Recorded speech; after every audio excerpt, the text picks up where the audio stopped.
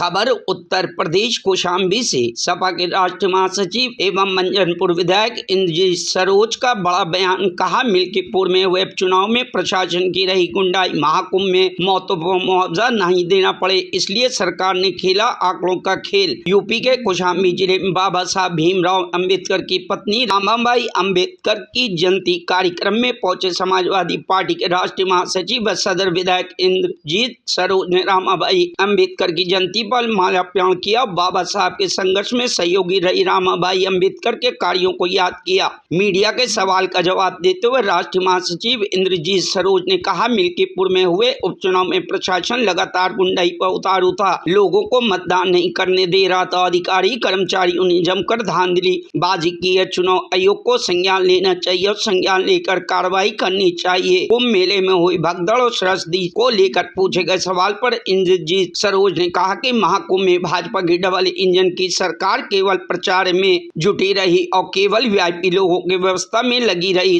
कई सैकड़ों की तादाद में गरीब लोग मर गए, लेकिन प्रशासन लगातार आंकड़े छुपाता रहा और बहुत से श्रद्धालु आए थे जिनकी हाथ से मौत हुई। उनकी डेड बॉडी को उनके परिजनों को बिना पोस्टमार्टम के ही सौंप दिया गया। परिवार के लोगों को उनकी बॉडी नहीं दी जा रही है। उन्होंने कहा कि सरकार और प्रशासन ने इसलिए ऐसा किया कि सरकार को मुआवजा न देना पड़े।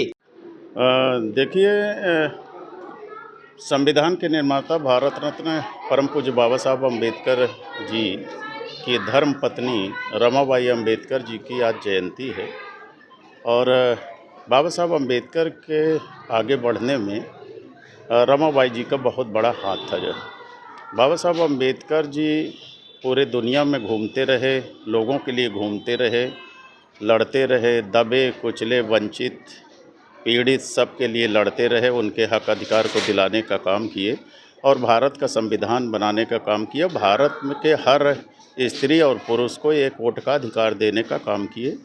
तो बाबा साहब के आगे बढ़ने में रमाबाई अंबेडकर जी का बहुत बड़ा योगदान है।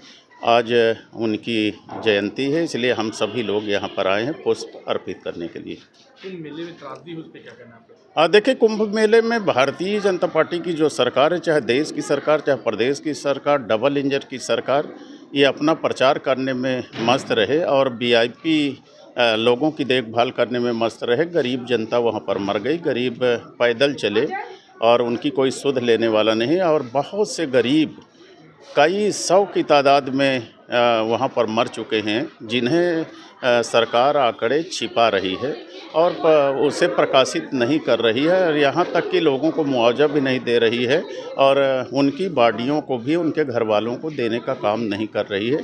तो ये अव्यवस्था जो इतनी बड़ी हुई है और जितना बड़ा कांड हुआ है, उसके लिए सरकार दोषी है। मिल्कीपुर उपचुनाव हुआ है, उसमें बहुत मैनिपुलेशन हुआ बच्चे के। देखिए, इस देश के अंदर निर्वाचन आयोग शून्य हो गया है, निर्वाचन आयोग का महत्ता खत्म हो गई है। जो है खुलेआम मिल्कीपुर में लूट हुई है वोटों की, चाहे वो दरोगा हो, चाहे इंस्पेक्टर हो, चाहे जो है पुलिस के अधिकारी हो, चाहे पीठासीन अधिकारी हो, चाहे सेक्टर मजिस्ट्रेट हो, सब लोगों ने मिलके बूथ कैप्चरिंग किया है और लोकतंत्र की हत्या करने का काम किया है। जो है अपनी झूठी शान के खातिर, अपनी नाक बचाने के लिए ये सरासर। Bureau report, news hub Bharat.